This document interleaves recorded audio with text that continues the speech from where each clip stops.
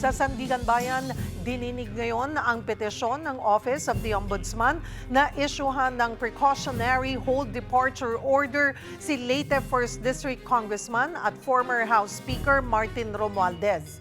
Para sa update, magbabalita si Mobile Journal, Arles de los Santos. Arles, ano ang latest?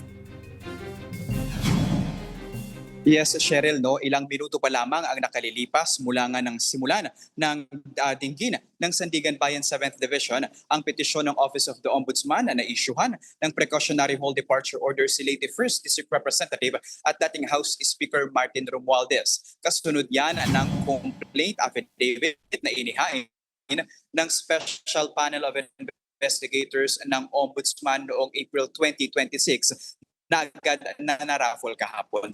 Dahil yan sa posibleng umunong paglabag ni Romualdez sa Republic Act No. 3019, pag-scheme mula sa flood control projects ng pamahalaan. Kumarap dito bilang counsel Cheryl, sina Deputy Special Prosecutor Omar Sagadal, Assistant Ombudsman Nelly Goles at State Prosecutor Joshua Tana. Ang kanilang justification, Cheryl, kung bakit nais nilang pigilan na makalipad ng bansa si Romualdez ay dahil sa access nito sa diplomatic passport, extensive network ng foreign contacts at ang pagkakadawit nga rito bilang mastermind umano sa flood control scam. Sa panunungkulan niya yan, Cheryl, bilang House Speaker mula July 15, 2022 hanggang September 7, 2025 sa pagitan ng 19th at 20th Congress. Cheryl.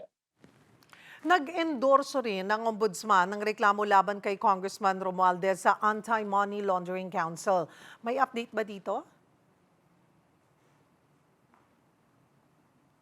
Cheryl, sa ngayon ay wala pang update mula doon sa Anti-Money Laundering Council kung napagbigyan na nga ba yung kanilang panawagan. Pero Cheryl, mahalaga natin na tandaan na yung hiling ng Office of the Ombudsman na ma-freeze ang mga ari-arian ng dating House Speaker ay kailangan Office of the Solicitor General ang hihingi mismo ng hakbang na ito at iakyat ito sa Court of Appeals na siya naman magdedesisyon kung pagbibigyan nga ba ang hiling ng complainant na ma-freeze ang ari-arian ni dating House Speaker Martin Romualdez.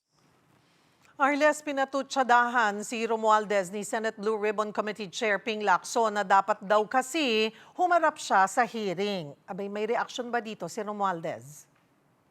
Sa ngayon, Cheryl, ay hinihintay pa natin yung tugon ni dating House Speaker Martin Romualdez sa pahayag na yan. No? Pero sa kanyang video kagabi, Cheryl, ay binigyang diin naman ni Romualdez na tinanong niya pa nga, no? How can I be the mastermind?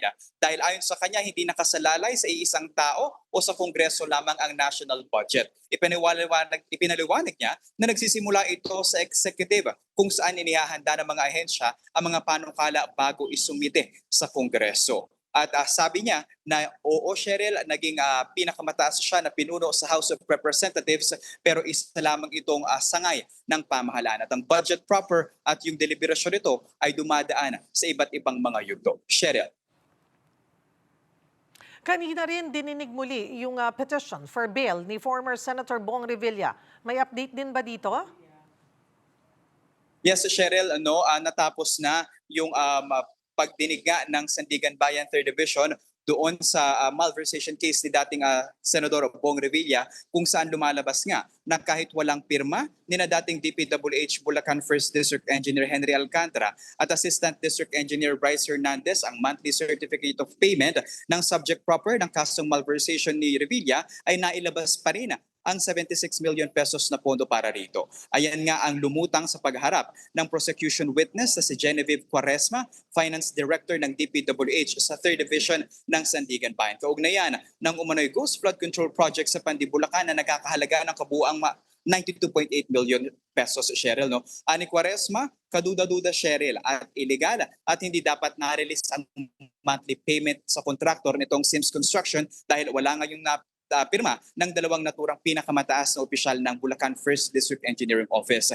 Lumutang din yung pangalan ni na Engineer JP Mendoza na dating Chief Construction Section ng DPWH Bulacan at si RJ Dumasig na Project Engineer ng naturang proyekto. Kailangan kasi, Cheryl, na nakapirma ang mga ito bago ma-release yung pondo, no, na kahit nga may mga questionable dito sa bahagi at kailangang requirement ay nailabas pa rin yung mga pondo. Bukas, Cheryl, ay aasahan natin kung haharap nga ba, bukas ay inaasahan natin na haharap nga si dating DPWH Undersecretary Roberto Bernardo dito sa Sandigan Bayan. Cheryl.